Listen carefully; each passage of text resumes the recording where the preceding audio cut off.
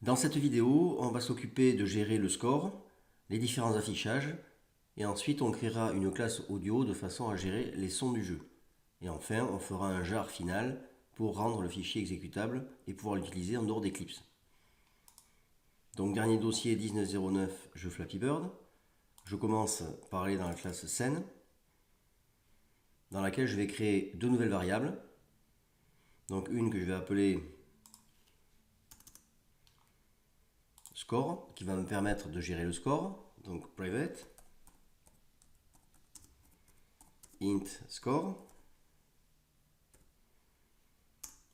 Et une deuxième que je vais appeler police, qui sera de type font et qui va gérer les polices de caractères. Donc private font police. J'importe la classe font comme ceci. Je vais donc ensuite initialiser ces variables. Dans le constructeur, donc j'initialise score à 0. Donc this.score égale 0.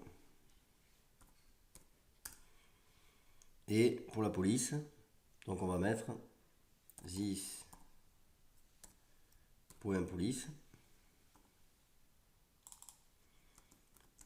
égale donc new font.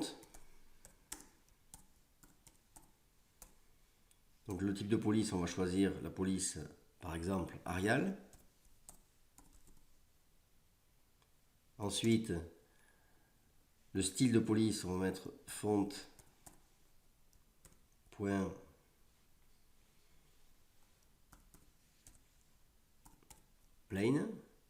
Et la taille de la police, on va mettre par exemple 40.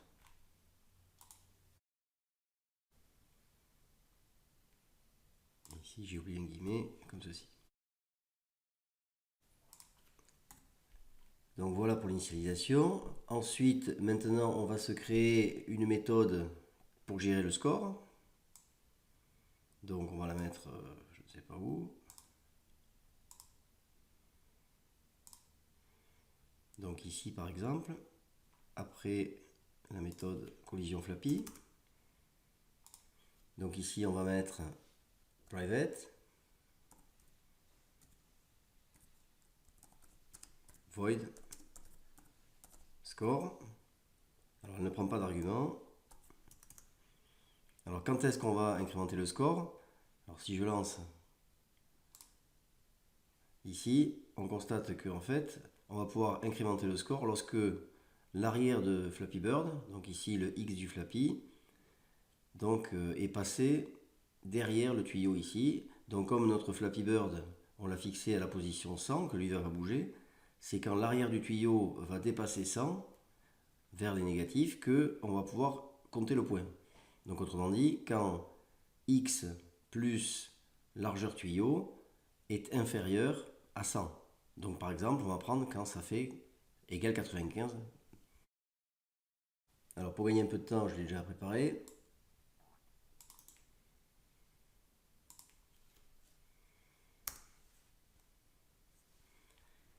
Donc ici, si le tuyau 1 égale 95 ou le tuyau 2 égale 95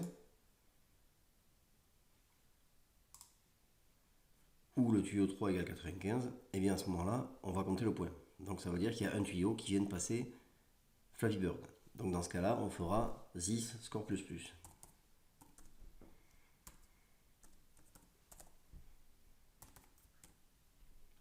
Comme ceci. Ensuite, on va aller dans la méthode paidComponent pour appeler notre méthode score. Donc par exemple ici, on va mettre this.score.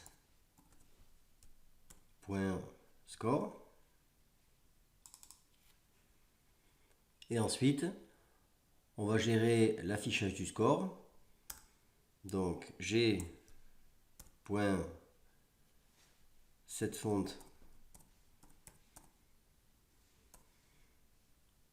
Donc ici on va mettre police.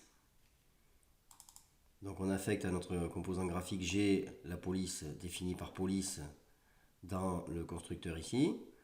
Et ensuite, dans cette police, on va afficher avec g.drawString.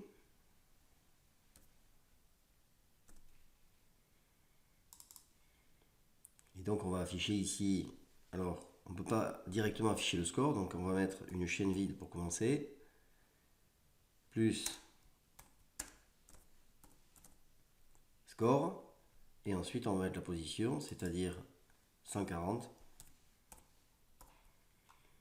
et ici 50 pour que notre score soit en haut et à peu près centré. Voilà, donc on va lancer pour tester.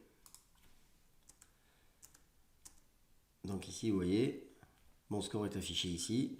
Et quand je passe un tuyau, eh bien, il est incrémenté de 1. Donc je recommence. Donc ici, 1, 2, 3, etc. Et donc, si je perds maintenant, il va falloir que j'affiche un message pour indiquer que le jeu est terminé. Donc je vais faire ça ici à la fin de ma méthode paintComponent. Donc je vais mettre if this point fin du jeu égale true. Donc si c'est un vrai, ça veut dire qu'on est arrivé à la fin du jeu. Par conséquent, je vais faire afficher drawString. Donc g point drawString. Le message, ce sera fin du jeu, comme ceci.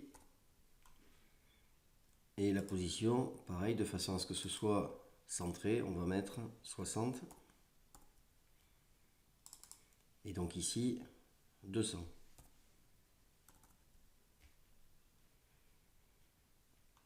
Et il nous manque une accolade, comme ceci.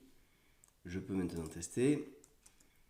Donc, tant que je ne perds pas, mon score est incrémenté. Et si je perds, vous voyez que maintenant, ça s'arrête, le score est fixé, et ici, ça affiche au milieu de l'écran, fin du jeu. On va maintenant s'occuper du son. Donc pour ça, je vais créer une nouvelle classe. Donc ici, que je vais appeler audio.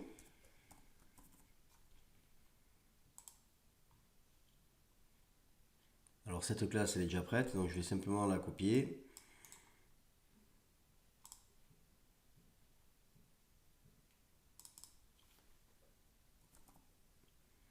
Donc ici, on a une variable de type clip. Ensuite, on a notre constructeur de la classe audio ici, donc qui construit notre clip, etc. Bon, je ne détaille pas parce que je ne connais pas très bien, j'avoue, cette classe audio. Donc vous voyez, ça marche un petit peu comme la classe où on utilise les images. Vous voyez, on a get audio input stream, get class, get resource avec un son. Et ce son va récupérer donc le chemin qui va permettre d'aller chercher notre son. Alors le getter, on aura qui nous permet de récupérer le clip. Et donc ensuite, on aura deux méthodes. Une méthode qui permet de jouer le clip et une méthode qui permet de l'arrêter, même si celle-là, on ne va pas s'en servir.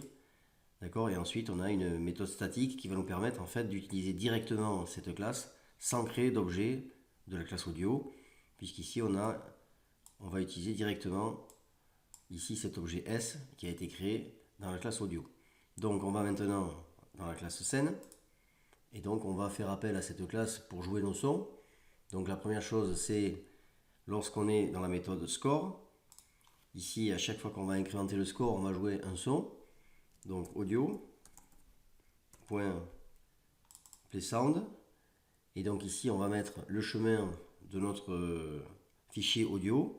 Alors pour ça il faut évidemment que je rajoute dans mon projet les sons que je vais utiliser. Donc ici je vais créer un nouveau dossier, donc new folder que je vais appeler audio.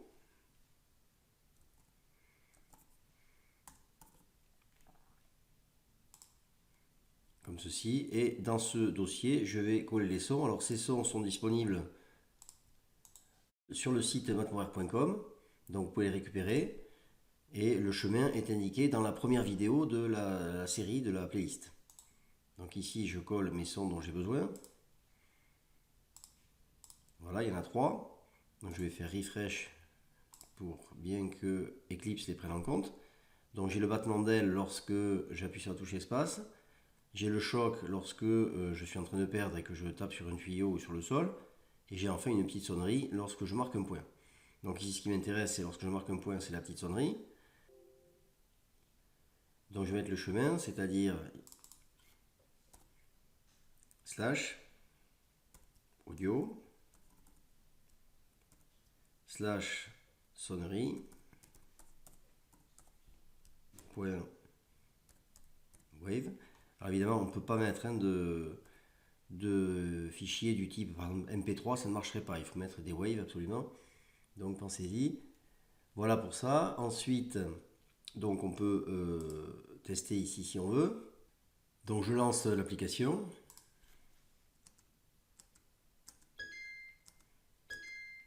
Et vous voyez que à chaque fois que je marque un point, eh bien, j'ai une petite sonnerie. Donc maintenant, il va falloir gérer le cas où on entre en contact avec un tuyau avec le sol, donc le choc. Donc je vais rajouter une instruction ici lorsque on est à la fin du jeu.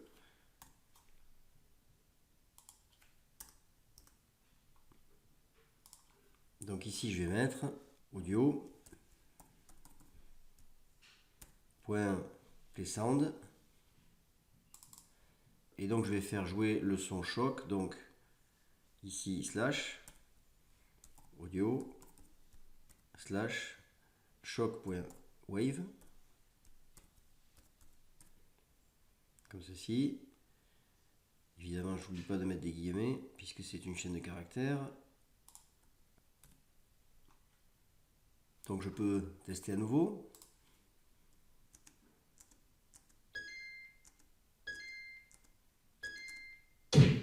Et vous voyez que cette fois-ci, quand je tape dans un tuyau par exemple, eh bien, j'ai un bruit qui m'indique que j'ai cogné le tuyau, etc.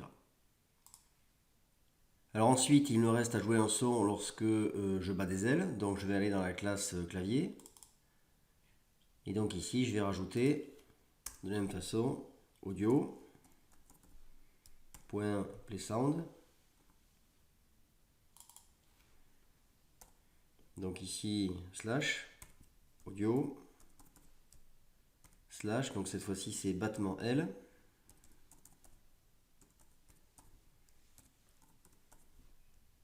.wave. Comme ceci. Et je vais rajouter ici également donc et main.scène. Fin du jeu égale false. Voilà, puisque si le jeu est fini, c'est pas la peine de faire jouer le son ou de faire monter le Flappy Bird, tout s'arrête. Donc c'est pour ça que c'est pas la peine de lancer ces instructions. Donc je teste.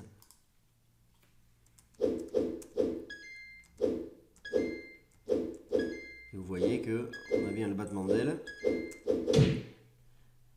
Voilà, tout est OK. Alors dernière étape, il nous reste à créer notre fichier jar qui sera directement exécutable en dehors d'Eclipse. Donc ici je sélectionne mon projet 1909 jeu Flappy Bird. Je fais un clic droit, ensuite je sélectionne Export. Donc je veux exporter un runnable jar file, donc c'est-à-dire un fichier jar exécutable. Next. Ici je dois choisir, vous avez toute une liste de fichiers possibles. Vous choisissez celui qui correspond à votre classe principale, donc main 1909 jeu Flappy Bird en ce qui me concerne.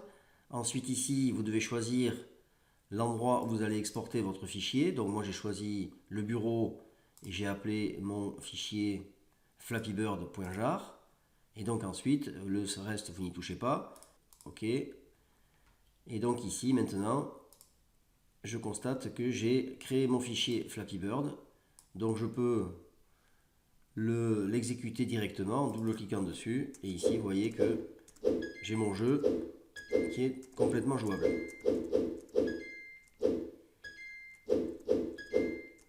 Etc. Voilà, c'est la fin de ce tutoriel. J'espère que ça vous aura appris des choses et ça aura permis de vous donner envie de faire d'autres jeux par vous-même.